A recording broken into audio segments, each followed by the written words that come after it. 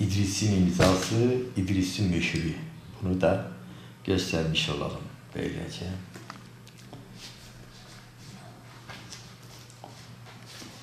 Ve hani çözemediğimiz İdris'in Yavuz'a yazdığı bizim en büyük eksikliğimiz maalesef İdris-i Biddisi'nin yeterince tanınmaması, tanıtılmaması. Bu hem İdris'e bir hakaret hem bizim için bir eksiklik.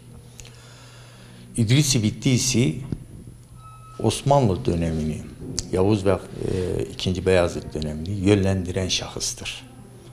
Örneğin Şah İsmail'in Doğu ve Güneydoğu Anadolu'da işgali başladığı vakit Yavuz Sultan Selim'i Şah İsmail'e karşı uyaran bizzat İdris'in kendisidir.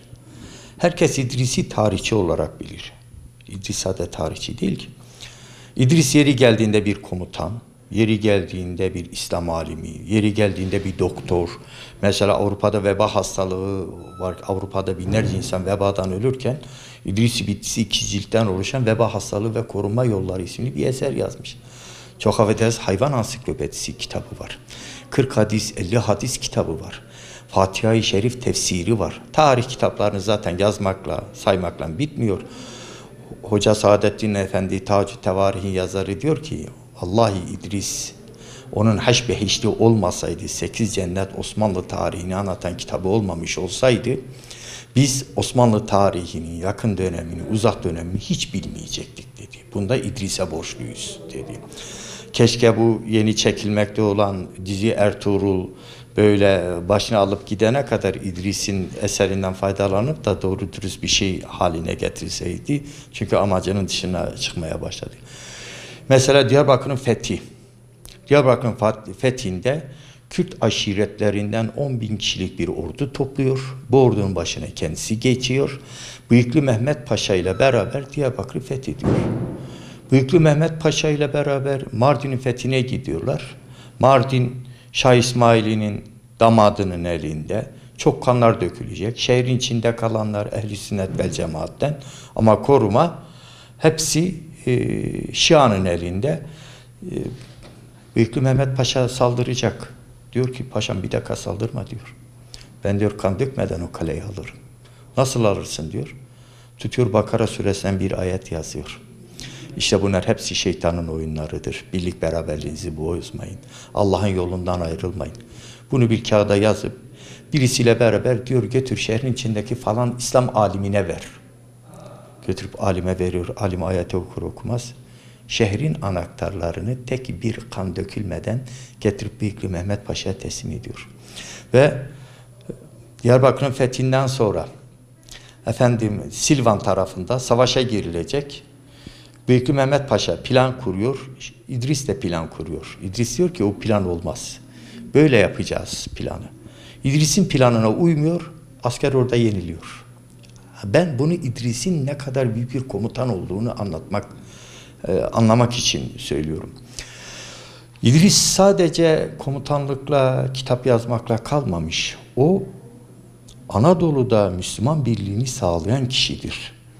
Bugün Mardin'den ta Hınıs'a kadar 25 Kürt aşireti, arkasından Arap aşiretleri, arkasından Acem aşiretleri, sadece Kürt aşiretleri değil. Bunların hepsinin birlik beraberliğini sağlayıp bunları Osmanlı'ya bağlayandır. Mesela o 25 aşiret bir tanesi sonradan katılmıyor. 24 aşiret bir ferman değil de bir mektup hazırlıyorlar. Biz kendi rızamızla, kendi isteğimizle İslam halifesi Yavuz Sultan Selim Han'a biat eyledik. Ve Yavuz'a getiriyor. Yavuz ne yapıyor? Karşısında İdris'e diyor ki, İdris diyor, bu benim boş fermanlarım. Sadece tuğrası, imzası var. Benim yerime diyor, sen o aşiret reislerine yetki vermek, ferman etmek yetkisine haizsin diyor. Ve hepsine birer tane filama gönderiyor. Birer tane beylik nişanesi gönderiyor ve sizler Osmanlı'nın has kullarısınız, has aşiretlersiniz diyor. Aynısını Arap aşiretleri içinde yapıyor. Irak'taki, Suriye'deki Arap aşiretleri içinde yapıyor. Ve Çaldıran Savaşı'ndan sonra, Çaldıran kazanıldıktan sonra Yavuz çağırıyor. Oğul İdris diyor. Sen daha evvel Tebriz'de çok bulundun diyor. Akkoyunlu hükümdarıyla beraber İran halkı seni sever, alim olduğunda bilir. Ben şimdi İran'a girersem oradaki Şia isyan edebilir, ayaklanabilir her ne kadar savaşı kazandıksa. Hele sen şu tatlı dilinle bir git de anlat bizi diyor. 3 gün önce gidiyor Tebriz'de, İsfahan'da. Yavuz'u anlatıyor, Osmanlı'yı anlatıyor. Nasıl bir İslam ülkesi olduğunu anlatıyor. Yavuz şehre girdiğinde millet alkışlarla Yavuz'u karşılıyor. Tabi İdris bizim şu anki Doğu, Güneydoğu, Anadolu'daki misaki milli sınırlarımız, Musul ve Kerkük hariç, Yavuz ve İdris'in çizdiği plandır. Yavuz ve İdris de o planı çizmişlerdi. Bizim sınırlarımız şimdi onlar tarafından belirlenmiş. İdris sadece tarihçi yönüyle, yönüyle de değil. Mesela İdris'in Osmanlı sultanlarına ve devlet yöneticilerine nasihatleri diye bir eseri var. Ben onu her devlet yetkilisinin en küçüğünden en büyüğüne kadar, hatta belediye başkanından valisine, valisinden bakanına, bakanından Sayın Cumhurbaşkanımıza kadar herkesin okumasını isterim. Ne güzel buyurmuş, ne güzel sözler bulunmuş, ne güzel nasihatler bulunmuş. Devlet adamları nasıl yapmalıdır, nasıl davranmalıdır, nelere dikkat etmelidir. Taviz verir mi? Vermez. Yavuz bildiğinden de taviz vermez. Mesela Diyarbakır'ın Mardin'in fethinden sonra Yavuz Sultan Selim Han cennet mekan Mısır'ın fethine gidiyor. Büyüklü Mehmet Paşa mektup gönderiyor Yavuz'a. Halk diyor burada beni değil de İdris'i seviyor. Ya ben burada kalayım ya İdris burada kalsın diyor. Yavuz İdris'i çok seviyor.